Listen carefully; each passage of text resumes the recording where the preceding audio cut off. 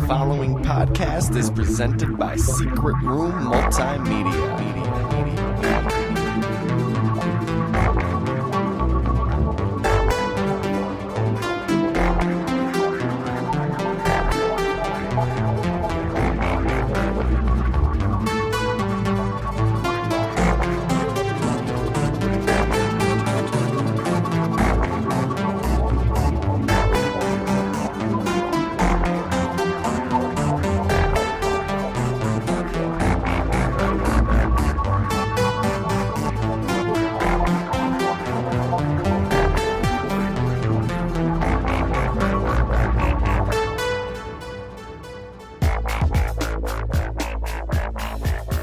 You're listening to Fairpoint. I'm Craig Lewis. And I'm Nathan K. And I have a story to tell. Grab the keys to the 5, call Craig Lewis on the cell, bring some weed. He's got a story to tell. So, when I was young, I got a chance to go to the movie theaters. I was real young, maybe 5 years old. Might have been one of my first movie experiences ever in theaters. Whole family was going to see the titular movie, All Dogs Go to Heaven. So it was 1989, the year it came out. I was 5 years old at the time. Yeah, I was 4 years old when that came out. My little sister had just been born, literally 8 days before the release of this movie. My sister was born November 9th, 1989. This movie was released November 17th, 1989, the same day as Disney's The Little Mermaid. Unfortunately for Don Bluth. Don Bluth didn't care. But I thought that was really interesting because my little sister loved those two movies growing up, and they were both released 1 week after she was born. Yeah, that is interesting. But what happened to me that was interesting was I go to the theaters, probably one of my first theater experiences, and now I was 5 years old. My first theater experience was The Jungle Book. I went to see it. Go on. No, I'll wait you out. It's fine. It was at the Hollywood Theater. Now, I was 5 years old, so I don't exactly have a super vivid memory of this. But what happened was we got maybe 15, 20 minutes into the movie. It's okay, Craig. I do have a super vivid memory of it. It was at 17 minutes and 36 seconds. Thank you. I'm glad. This is why you're here. I'm glad you're here. So 17 minutes and 36 seconds in, the film catches fire, and everybody had to be evacuated from the theater. What? Yeah. So this is my first movie experience, crying like a motherfucking baby because I basically was. But Craig was smart for a kid, and he was too smart for his own good, and he took it as a sign that all dogs do not go to heaven, and this movie has angered the Lord. Don Bluth, you lied to us all. The Lord has smited your movie from the theaters of Hollywood. No longer will your movie be a part of Hollywood. No. Is it taken down? That's why Little Mermaid crushed it in sales, in box office. Hollywood on fire. He was so pissed about this movie. Jesus had an experience with a dog when he was a kid that was barking, and really mean it bit him. It really traumatized him. All dogs go to heaven, my ass. That fucking dog out of here. There's no dogs. Not true. No dogs. Just like there are no cats in America, there are no dogs in heaven. I just interconnected two Don Bluth movies. I'm genius. But yeah, I thought that was, I think that's an interesting story to tell considering the topic of today's episode, All Dogs Go to Heaven. And my first movie experience was that, and I never got to actually see the movie in theaters, eventually got it on VHS, and I did love it. I can't believe all these, looking back, were all Don Bluth movies, because these were my favorite movies as a kid. Fievel and American Tail, The Secret of Nim, The Land Before Time, definitely, and All Dogs Go to Heaven. And they're all fucking Don Bluth movies. I loved all those movies as a child. And yes, as a child, I had no idea they were all the work of this, well, not this one man. A lot of people worked to make his studio Yeah. and his idea. And his dinero. Yeah. Sometimes. And he was like, see, Disney, you could have had this idea. So yeah, big thanks to our fans using the Facebook. This was a Facebook request. And we got a new fan request? So yeah, just goes to show you, go put your fucking ideas there on the Facebook, and you can hear it be an episode within weeks. Or you could do it on email if you're, kind of shy. You don't want other people to see what you're requesting. You want to be personal about it. You want to be kept anonymous, send it to our email. Yeah, however you want. fairpointpodcast@yahoo.com. That email again is fairpointpodcast@yahoo.com. And we're sorry about last episode. We're so very sorry. You can hear the regret in our voice. Says, I feel like we might have lost listeners from that one.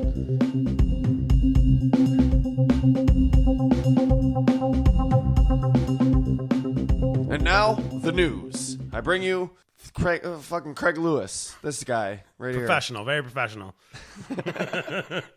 fucking this guy, Craig Lewis. Reporting. Time for animal news. Animal news. Animal news. I love animal news. Now that could mean two things. Did you not just get me do that intro? I created a song intro for it. That was pretty awesome. Both things are equally awesome. It could be news that involves animals. The news is about animals. Or it could be animals in suits and ties and toupees sitting at a desk as anchors. Anchor dogs and chimpanzees. How adorable would that be? Yeah, and they'd be like, angry chickens have decided to bomb horses. But really, they're just chewing peanut butter, and it's people talking. Okay, then it can happen. Let's make it happen. If we could have Keyboard Kitty, we could have animal news. Kickstarter.com/animal news. Go. Not just animal news for right now, though. Dog news. Dog news. That's awesome. Yeah. Well, it's actually a heartwarming story out of Virginia. So a man was walking with his golden Labrador by a lake. And he found a secret door, and he walked in, and he wound up in this world of Narnia. lizards and potheads, and he got the Helping Friendly book. Oh. I know this story. We talked about this a couple weeks ago. So we couldn't even give them credit for making that story because they just knew what really happened here. No, they were walking by the lake, and the dog just jolted off and ran into the lake and started swimming. And he noticed that there was something out in the middle of the lake. He couldn't really tell what it was. And the dog grabs it and retrieves it for him. It was Champ. It was Champ. I told you. No one wanted to listen. Lake Champlain Monster can travel to any lake in the world he wants. Nessie, nope, there's no Nessie. Joke's on you. It's just Champ. Wormholes. Yeah, in the bottom of the Champ holes. Champ holes. No, not at all. Way cuter. It was a baby bird that got weighed down by the water. It fell in the water, and it was drowning. And the dog saved its life, and he helped nurse the thing back to health and let the baby bird go on its way. Joke's on you, Craig, because birds are closely related to dinosaurs, which are closely related to plesiosaurs, which are closely related to Champ. And water. No, related to water. Like related articles, things that happen in water. Molecularly? No, by association. Well, thank you for listening. This has been the Dog News Podcast. Fair paw. Oh, I like it. We can change that legally. We can do it. Legally. Beagly. Ho, he's our notary. We can change that word, too. Beagly? Call Webster's. I got him on speed dial right now. All right, so on to TV news. TV news. Not news that's on the TV, because this is a podcast. News about the TV. There is a 6-episode X-Files return miniseries starring David Duchovny and Gillian Anderson. They got the original. It's going to start filming cast this summer. Wouldn't it be cool if your Lone Gunman friends were there? That would be fucking awesome. Only 6 episodes, so I'm not going to hold my breath, but I will cross my fingers. So it's like a mini-series event. Yeah. If you will. On to what's going on in the movie world. In a recent interview, Qui-Gon Jinn stated that he has maybe 2 more years. Wait, so this is legitimately what's going on in the movie world. This isn't about Liam Neeson. This is in the movie world. Qui-Gon Jinn, the Jedi Master from Star Wars Episode 1, The Phantom Menace. I'm just referring to his best character. Ouch, sick bird. Yeah, bro. wow. That's actually the only movie character I know him as, so I thought I could throw that in there. So he stated he has maybe 2 more years left of doing the crazy action movies that he does, because I guess he doesn't have stunt doubles. I don't know. Steven Seagal can do it till he's 80. I saw that. Liam Neeson said he's going to be done with action movies. It's like, maybe you should just stop doing Taken movies. Exactly. So he's jumping right in there and getting into another action movie called...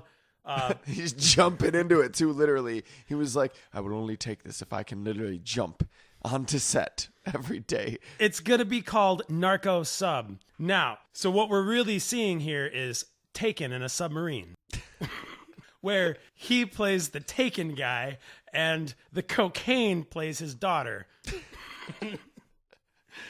No, seriously, he's a disgruntled U.S. naval officer, or not a disgraced U.S. naval officer.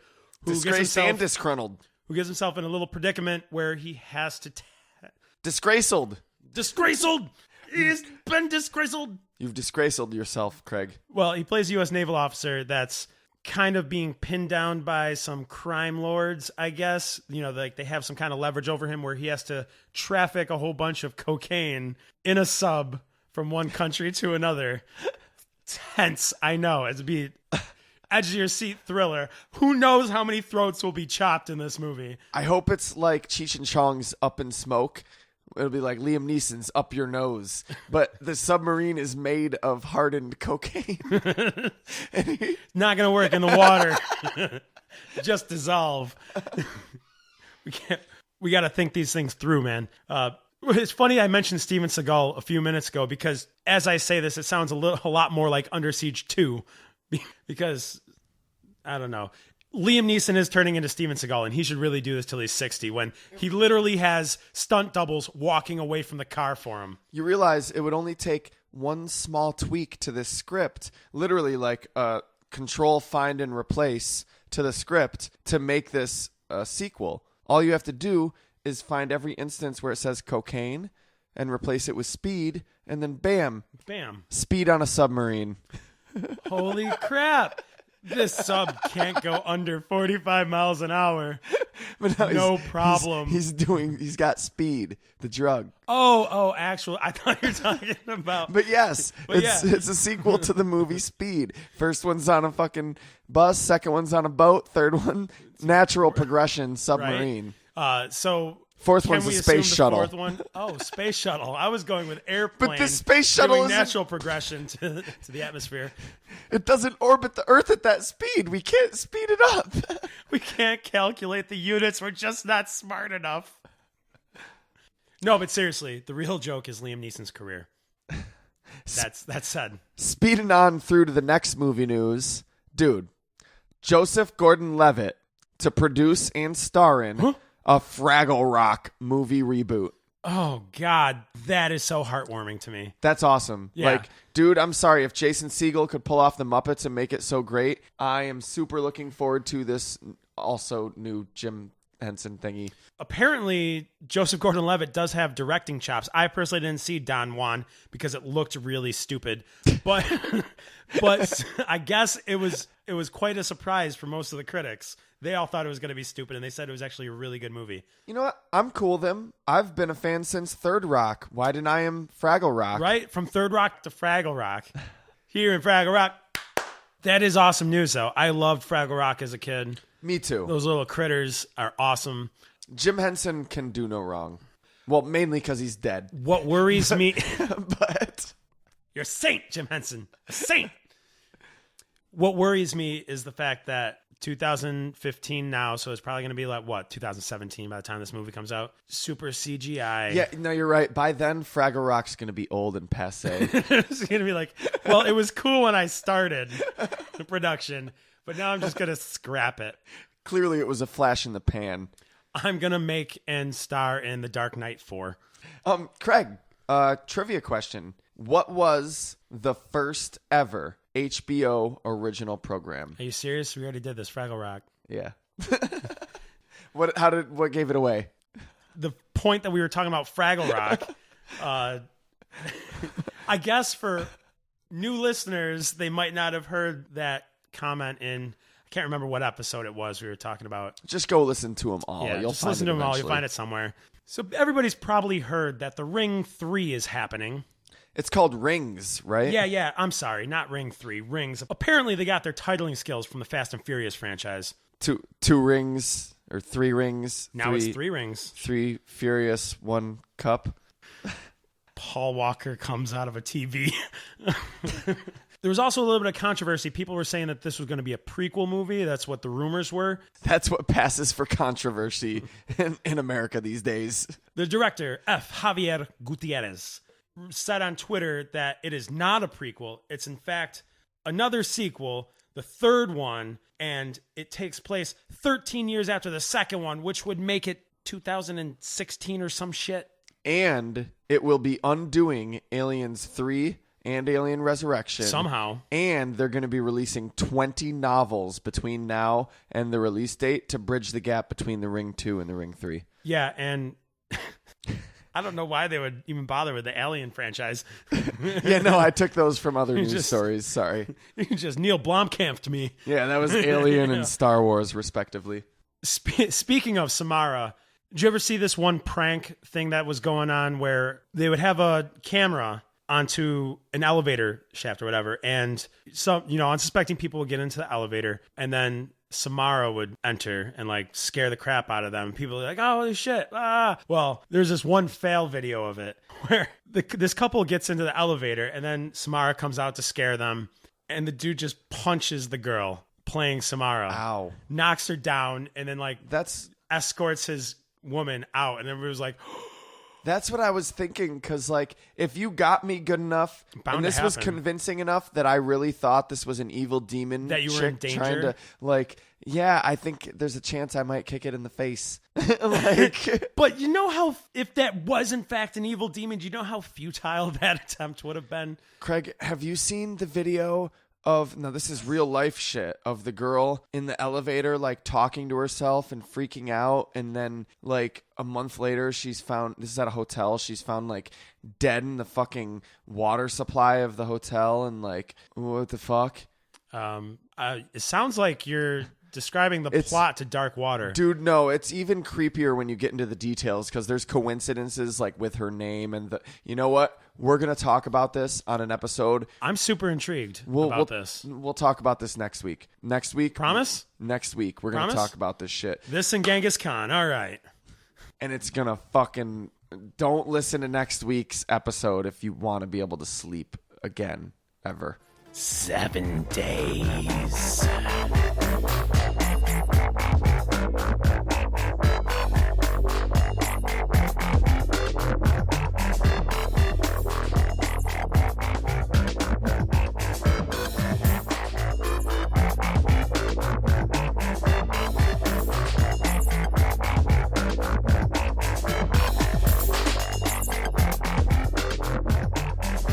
All right, so I've got just one question for you, Craig. Well, how many dogs go to heaven? And don't you dare say 42. 44. Wrong. The correct answer is every motherfucking one, because dogs. So that's not a real. There's pure-hearted. No number. There's no actual number for that then. All of them. It's just always growing. There is a number. There's a finite number of dogs in the universe. Oh, I know what it is. 3.1415. Keep going. No, thank you. So All Dogs Go to Heaven, of course, was an animated movie directed by Don Bluth. Yeah, according to Don Bluth, All Dogs Go to Heaven. It's not factually proven yet. Also, what about the dogs that don't believe in heaven? They still go there? Whatever they believe in. If they believe in reincarnation, they get reincarnated as a cat. If they chase cats their whole lives. That's got to be the worst nightmare for a dog. If a dog is reincarnated into a cat. And that's how they learn, and they move more and more away from samsara and closer to nirvana. Okay. So this is the classic animated movie that answers the classic Zen koan, does a dog have Buddha nature? The answer, all dogs go to heaven. Amen. Don Bluth, of course, is the awesome animator dude behind The Secret of Nim, An American Tale. Favorite. Land Before Time. Favorite. Anastasia. Not so favorite. So much more. Not at all. I did not not a movie. like I didn't see Anastasia. that one. I did see it at some point in my life, but no. Anastasia was weird. It's so there's demons and Rasputins, this evil Satan worshipping. So it's historically accurate, is what you're saying. Gotcha. More like a documentary. I grew up on Don Bluth movies. Yeah. Land Before Time, I fucking loved. favorite. Like I said, Land Before Time was worn out in my VHS player. I liked American Tail. I was really, I think, more familiar with Fievel Goes West, which wasn't actually Don Bluth, but... Right. There's a video of a Christmas Eve when I was like 3 years old that my parents, for some reason, pull out every 6 or 7 years and show at my grandparents' house when we're all together on Christmas. And it's of me like chasing Fievel around my grandparents' house on a Christmas Eve when I was 3 years old. And I was just like trying to karate chop Fievel. I'm loved confused. Fievel. Wait, Fievel's real? Well, they had me believing he was. And he's like, oh, you heard, because there was always a lot of mice at my grandparents' house. They had to set mouse traps and stuff in the basement. It's so like they caught a live mouse and released it in the living room for you to chase? No, it was just a live mouse. That Like, poor hear that mouse. skitter? That's Fievel. And I was like, I'm going to find you, Fievel. We're going to hang out. But first I'm going to karate chop you. Yeah. All right, Lenny, calm down. Don Bluth definitely shaped my life with a lot of the movies I watched. Yeah, Don Bluth. So he was this Texas-born Mormon Disney fanboy who would go on to work for and famously split off from Disney to make his own animated movies to compete with theirs. Yeah. 3 of these movies came out around in the same year or around the same time, or All Dogs Go to Heaven at least, the same day as a competing Disney movie for that year. You had The Great Mouse Detective from Disney came out the same year as The Secret of NIMH. Secret of NIMH crushed it. Secret of NIMH is so much more memorable than The Great Mouse Detective. That's, Absolutely. I think, one of the most oft-forgotten Disney movies. Both movies about rodents. Then Land Before Time came out within like the same month as Oliver and Company. Do you remember Oliver and Company? Yeah, I remember Oliver and Company. I have to say, though, Land Before Time, so Classic. much better. And so much better.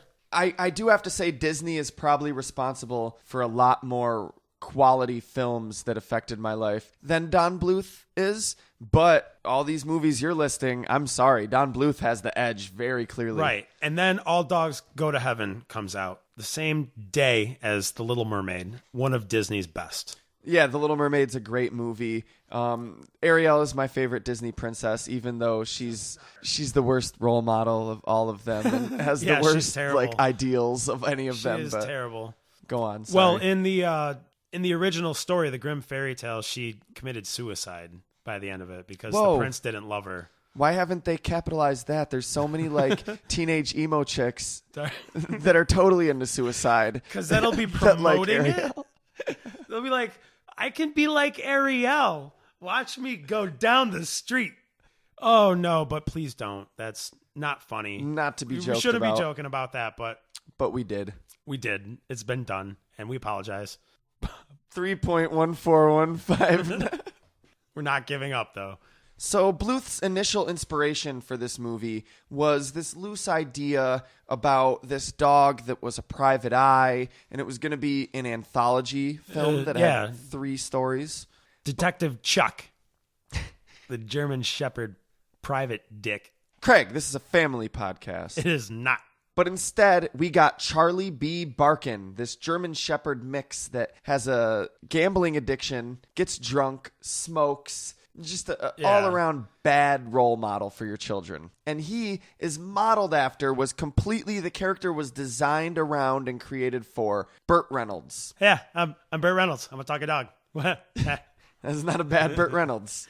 You know what I'm saying? I mean, we got Itchy over here, my buddy Dom. Dom DeLuise. I have to close my eyes to see it, but the listeners don't have to because they're not looking at you. So, well, I mean, I'm Burt Reynolds. You obviously can't look directly at me. I just have to erase 10% of your beard. The reason I have to only erase 10% of your beard is because his mustache makes up for like 70% of your beard. Yeah. On top of the original 20 for regular mustache. I got a sports hat on. I've got to say, awesome. Burt Reynolds as Charlie B. Barkin is such a great character. Absolutely. Very lovable. I just want to give him a hug. It's the only time I've ever just wanted to give Burt Reynolds a big ol' hug. Still a bad boy. But he's lovable and cool. I'd chill with that dog. But I would be afraid that the cops might arrest me by the time the night's over if I had hung out with him. As an accessory? Yeah. Oh boy, Charlie, I don't know. The 5-0 might get us.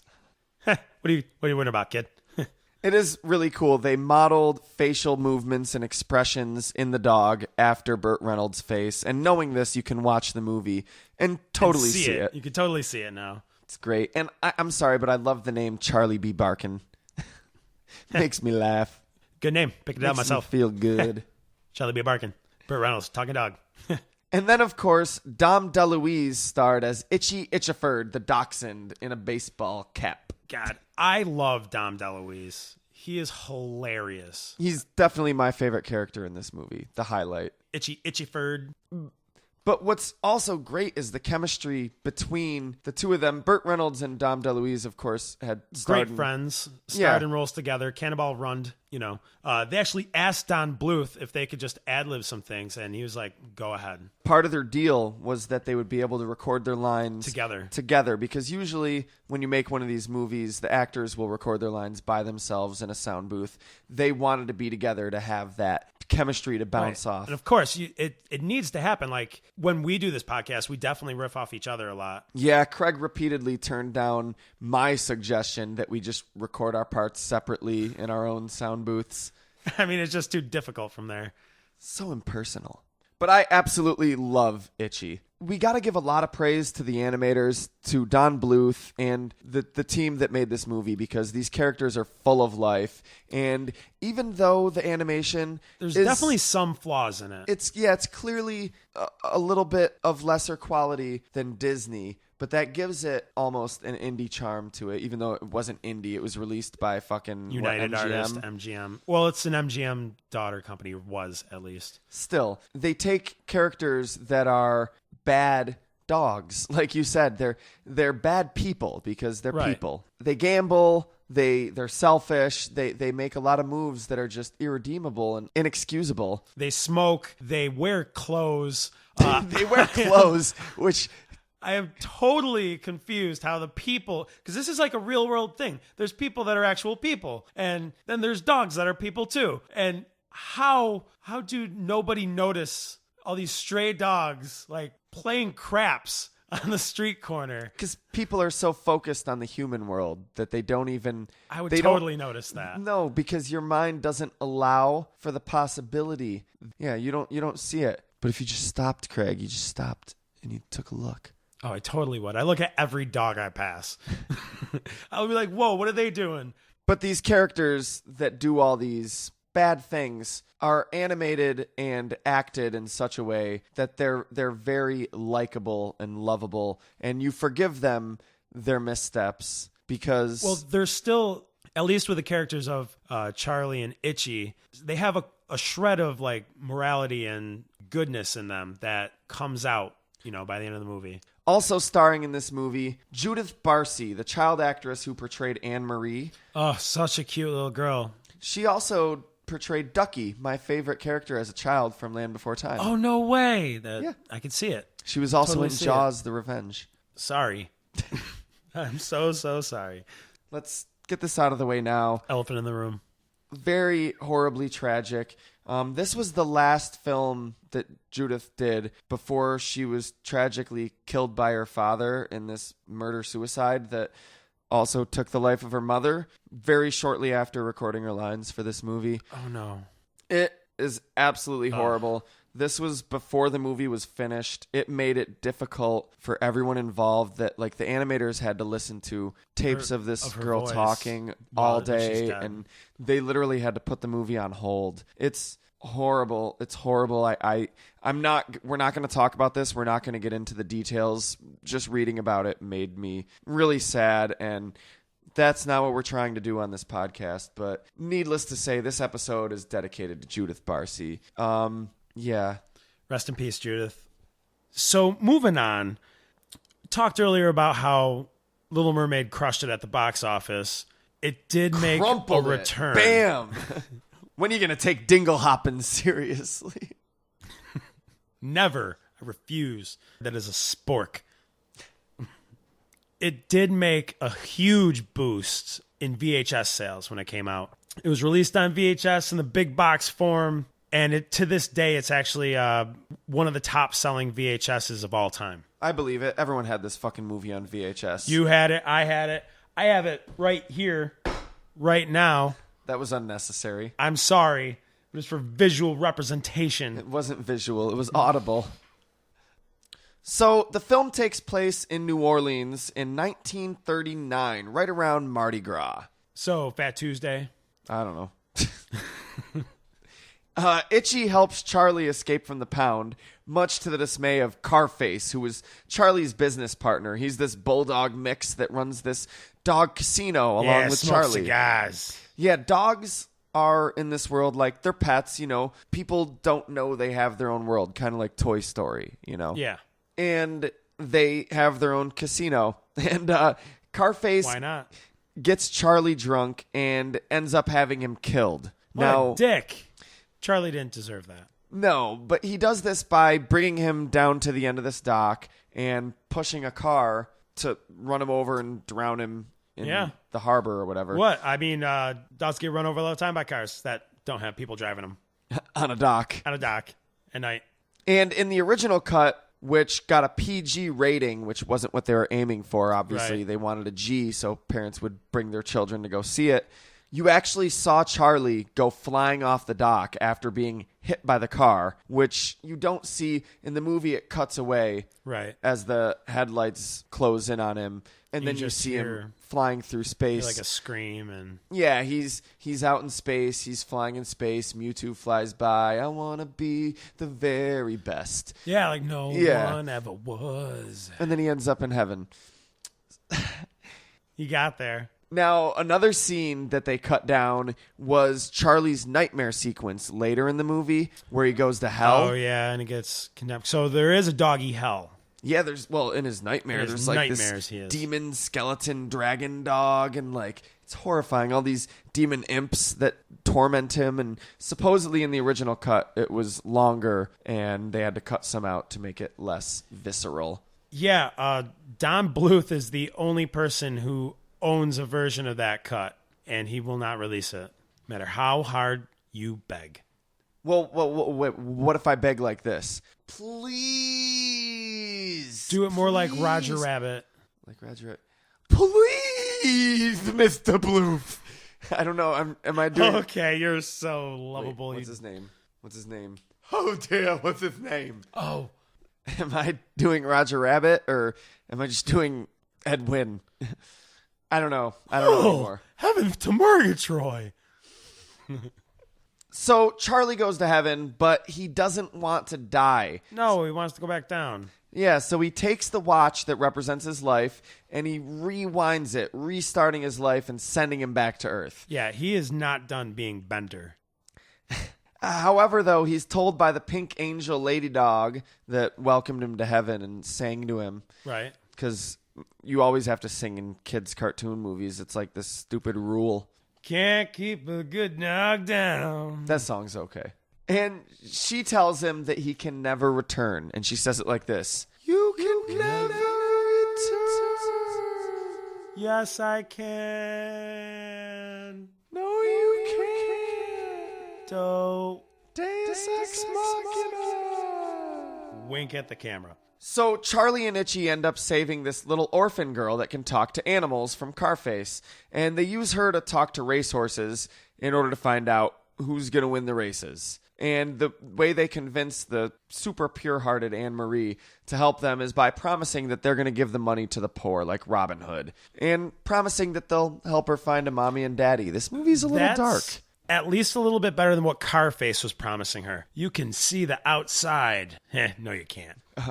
Lifetime supply of Coke. This is a little girl, boss. Fine. Week time supply of Coke. Give me the rat racing results, little bitch.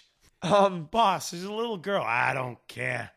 But when she finds out that they stole a wallet from this nice couple in order to get the money to bet, she gets super pissed and runs off to return the wallet. And she wants to stay and have a family and keep Charlie there with them, but Charlie more or less gets her to leave with him.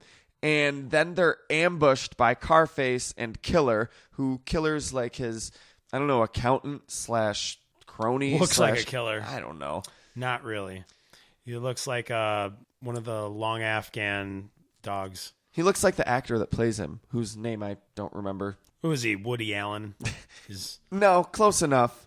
That would be dope.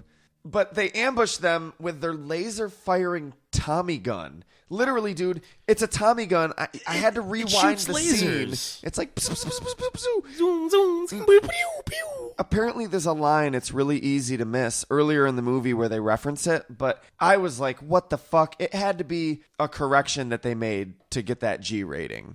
Replace the So it wasn't brat, real brat, bullets. brat with psoo, psoo, psoo. Because that makes a difference. They're stun lasers. Yeah, originally it was Flavor Flav and Chuck D just going brat, brat, brat. Boy! Ha! So, Charlie and Anne-Marie, in escaping, end up like falling into the sewer where they're kidnapped by these rats that look like the native islanders from like racist movies like King Kong and shit. And apparently all dogs go to heaven. They go, well, it's not racist here because they're rats. They're rats. So You can do that. They go to sacrifice them to this giant jazz singing alligator. It's like this whole what the fuck is going on moment where like, I mean, okay, it's in New Orleans, so it makes a little bit of sense. There's Alligator in the alligators. sewers. Yeah. But it's really jarring and pulls you out of the movie because Very Rocky Horror Picture Show-esque. it is, and it's not a bad sequence, but it has nothing to do with the rest of the story. And Or any of the story. they It was do like have the alligator come back as sort of a Deus Ex Machina to help them out at of the end, yeah. corner they wrote themselves into. Because alligators eat things. Answer: if you got writer's block, you don't know how to progress in your story, just always remember alligators eat things. Anything, have an alligator eat They it. just knew they needed some filler. It was like a poorly written Family Guy, cutaway joke. Yeah. Basically, the alligator's going to eat him, but then he likes Charlie's voice. I mean, it's Burt Reynolds. Burt Reynolds. You know how many times I heard that? And he decides he wants to make That's good music stuff. with him and lets him live. However, Anne-Marie is now sick, and Itchy ends up, meanwhile, getting beaten up by Carface's goons. Oh no, poor Itchy. And when Itchy confronts Charlie, Charlie tries to reason with him by saying, look, I'm just using the girl. But, of course, script writing 101, she hears him. Of course. She calls him a bad dog and runs away. And he's sad. Which, put yourself in Charlie's shoes, okay? Charlie is a dog. That's like the worst thing you can say to a dog. That's like the N-word for dogs. Like, Bad dog. oh my God, You dude. did not, bitch. That cut right to the heart. Oh, ow. Jeez. So she gets captured by Carface, and in the final confrontation between Charlie and Carface, Charlie accidentally starts this giant oil fire. Your protagonist, ladies and gentlemen, he smokes, gambles, drinks, Starts fires. Arson. robs heaven. Yeah, all around bad dog. But he's Burt Reynolds, so we forgive him. Burt Reynolds can do anything. And what he does best is get saved at the last moment by King Gator, who swims him to safety and chases Carface off away because alligators eat things. Yeah. And I knew it would come back. Charlie has to choose between saving his watch, which represents his life, Right, or, where he can rewind and give himself infinite life. or saving Anne-Marie. Of course, he chooses Anne-Marie, the sacrifice, which lets him get back into heaven. Because, like you said, yes, I can. I can get back into heaven. I can't do a Burt Reynolds like you, but he's like, what's up? What the fuck, pink angel dog lady? You said I could never return. Why didn't you tell me all I had to do was sacrifice myself? She's like, well, that doesn't work that way because then you're not really sacrificing yourself. If I had told you that, it would have been a self-defeating prophecy because then any attempt you made to sacrifice yourself would instantly be judged through the lens of, well, he knows that'll get him back into heaven. Yeah, well, you're still a liar. That's one of the scenes that got cut. That's in the Right. original cut of Don Bluth. It's like a Quentin Tarantino. They're sitting in a diner just talking, and he's like, "Well, in Land The of the Lost, mundane. they're talking about 7." And when I was eating Frankenberry watching Land of the Lost, I would love to be eating some Frankenberry. Sounds good. fuck, are we talking about? It's a ghost out of box. What more do you need? But it's not over for this lovable, likable Burt Reynolds dog. There was a sequel. Well, yeah, there was a sequel which marked the end for the lovable, likable Burt Reynolds dog. And the not so likable Charlie Sheen crazy guy. You know what's funny? I was going to just a little bit earlier when we were talking about how lovable Burt Reynolds was. Yeah, he could do all this stuff. He was Charlie Sheen before Charlie Sheen, but he did it the cool way. I don't know if that's a fair comparison. Charlie Sheen just became a train wreck, but like Charlie Sheen went Burt off Reynolds the rails. could do it. He's Burt his Reynolds own... could do it, and Charlie Sheen is trying to be Burt Reynolds, but fucking up at it. I'll give Charlie Sheen this. He's his own entity.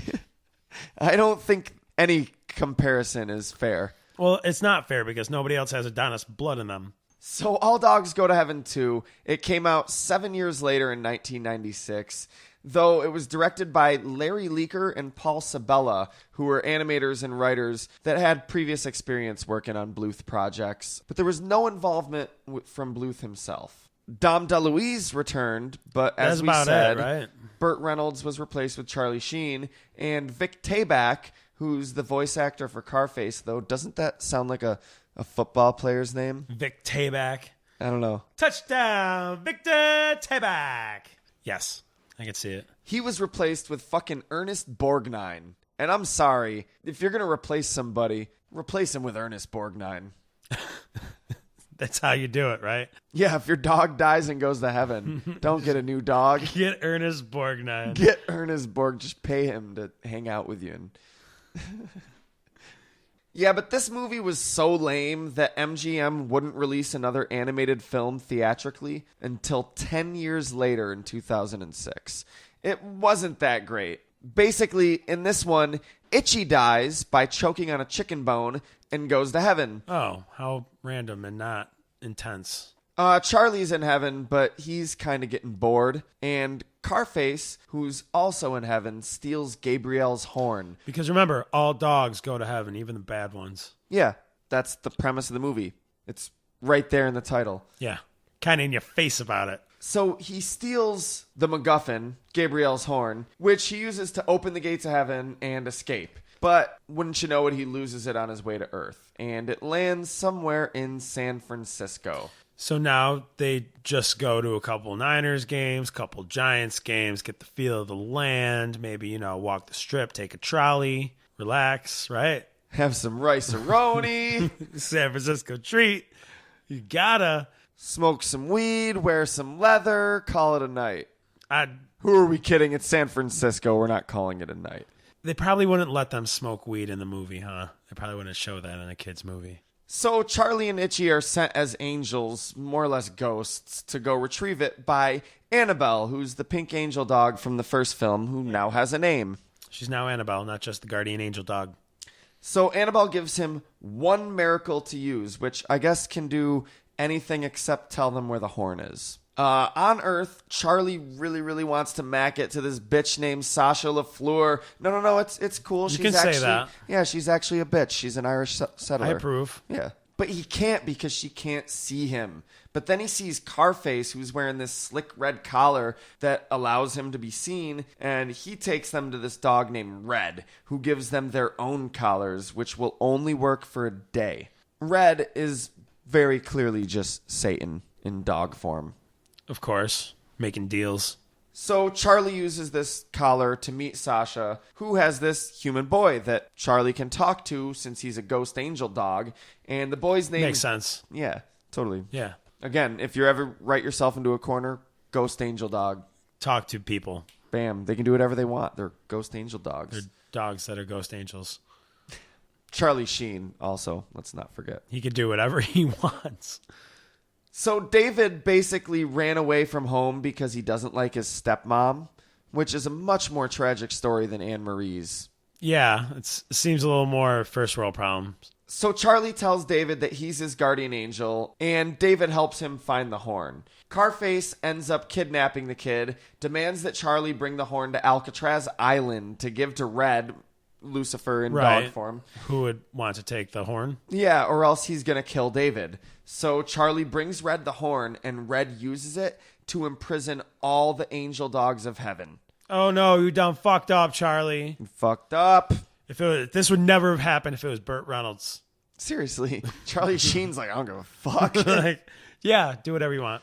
So Charlie and his crew, which is of course Itchy, Sasha, and David, fight Red, get the horn back. They thwart him. They thwart his plans. Yeah. And Charlie pulls a fucking Link and plays the horn. Like a fucking ocarina. Yeah, which he uses to free all the angels and send Red to hell. Red drags Carface with him. Good. And in reward for saving the world, Annabelle gives Charlie another life, offers the same to Itchy, but Itchy opts to stay in heaven.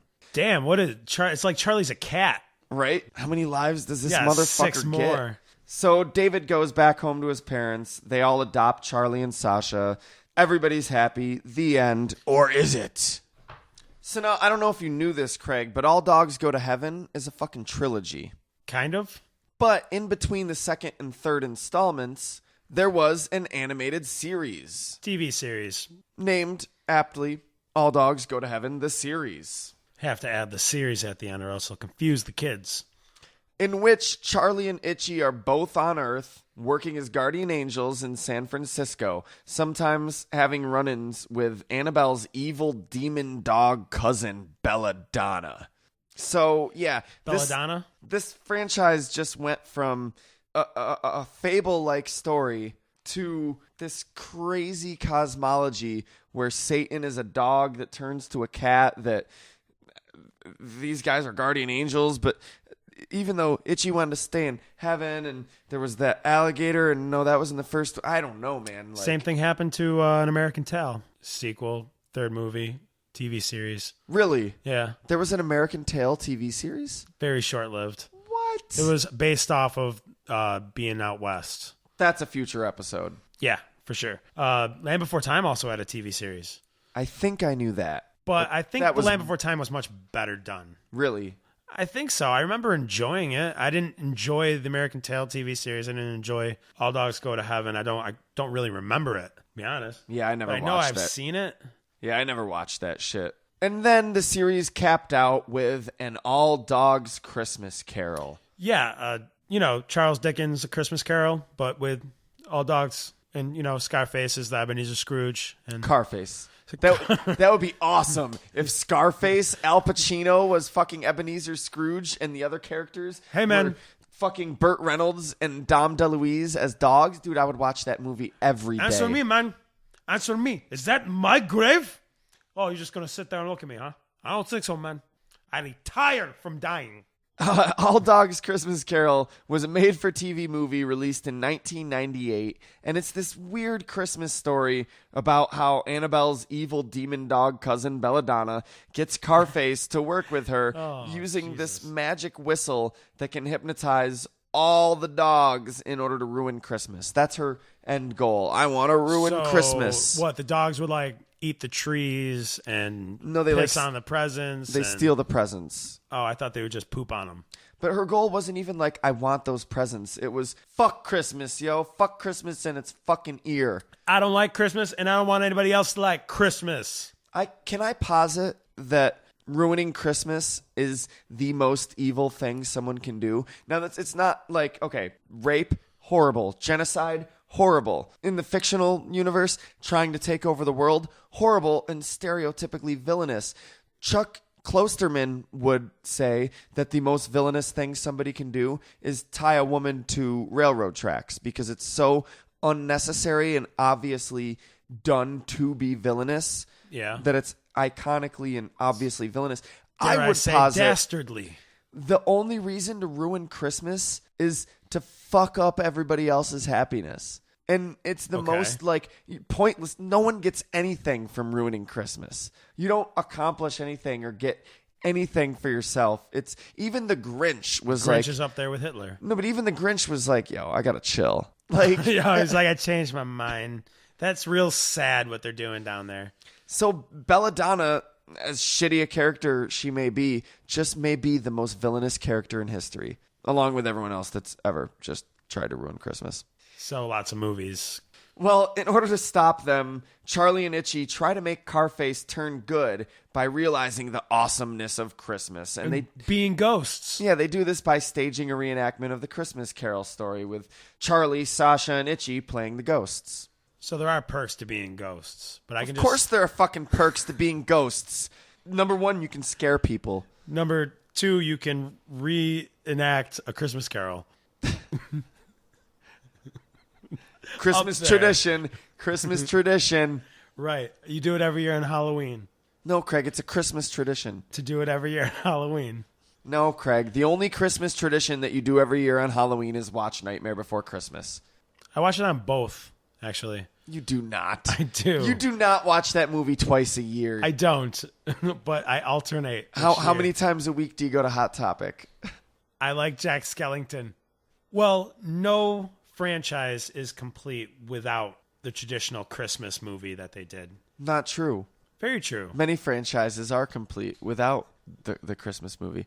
Well, but Aliens franchise is going to get that in the next one. Yeah, you know what? You're right, because I can't think of any franchise that wouldn't benefit from a Christmas version. And ghost dogs are cool. Dogs are cool in any context. Yeah, but I totally hope that when my dog's time comes, she will chill with me as a ghost dog. That'd be fucking awesome. I would love it. I hope that too. I hope she'll chill with me as a ghost dog too. Yeah, she can come wherever I go. Only what I tell her she can see. You don't know the rules of ghost dogs, Craig. You are not the arbiter of ghost dog rules. Well, you are not the Caesar Milan of the dog afterlife. I am actually. Oh, that's awesome. I can't believe you never mentioned that yeah, before. I got certified 3 weeks ago. Recent occurrence. Hey, if you want to support the podcast, there's tons of ways you can do that. Please go like us on Facebook. Check us out on Tumblr, on Twitter, at Fairpoint Pod. Instagram. We're on Instagram now. We sure are, because why not? It's fucking social media. And every single one of those follows and likes sincerely helps us out. You can check us out on Tinder. We're not on Tinder, but if we were, swipe right. Or is that Zeus? I think you want swipe right. Well, depending on who's doing the swiping, what is I guess. Zeusk?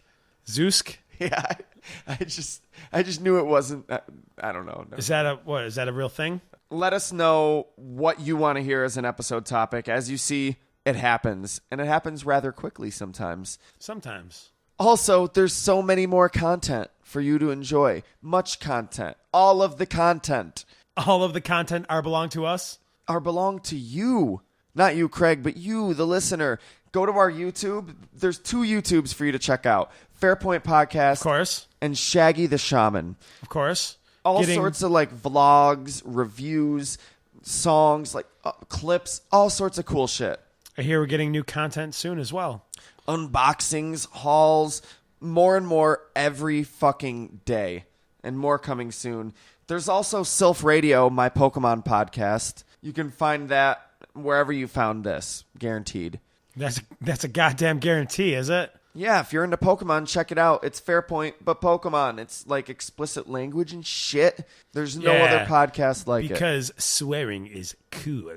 Also, guys, I've got a new album coming out soon. I've been working on some new music. Here's a little tidbit. It's very Donkey Kong 2 Diddy Kong's Quest on Super Nintendo inspired.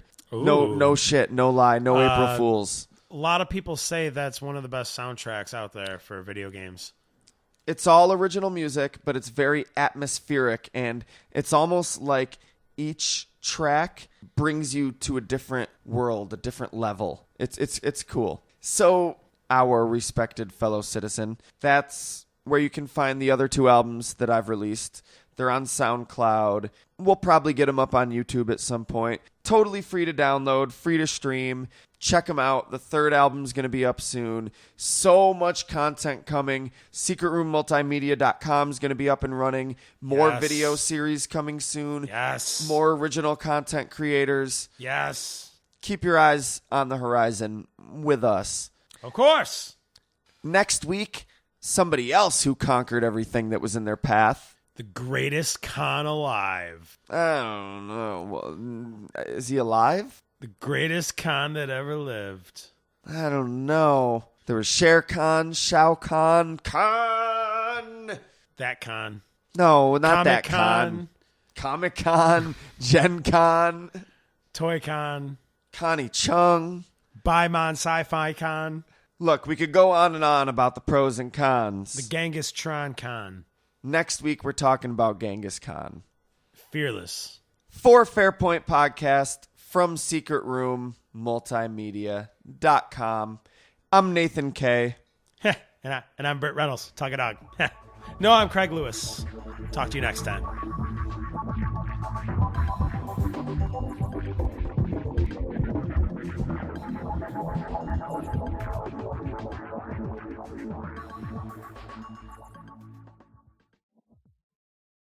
Oh, that was your TV news? Yeah, so that's fine that you can have that. Now Oh, okay, shortens it a little bit more. word. Cool. Well, I hope your movie news isn't the same as mine, too. I would be really shocked if it was. So Kevin Smith is producing a Pokemon meets Jurassic Park movie starring Mick Foley and Matt Stone and Trey Parker. Like, yeah, I would never do that story. Not on my radar.